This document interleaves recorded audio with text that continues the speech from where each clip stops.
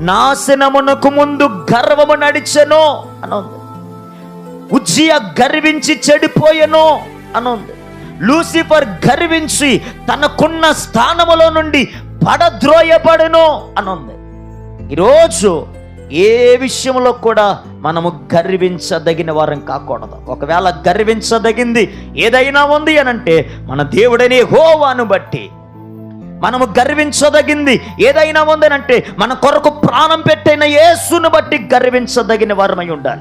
మనము గర్వించదగినది ఏదైనా ఉన్నది అనంటే ఇదిగో మన కొరకు సర్వమును ఇచ్చి మనలను ప్రేమించి మనలను ఈ స్థితిలో నిలవబెట్టిన ఆ రక్షకుణ్ణి బట్టి గర్వించదగిన వారమై ఉండాలి. మనము గర్వించదగినది ఏదైనా ఉందనంటే మనము ఒక గొప్ప దేవుణ్ణి కలిగి ఉన్నామని గర్వించదగిన వారమై ఉండాలి. ఒకసారి గట్టిగా స్తోత్రం చెప్పండి.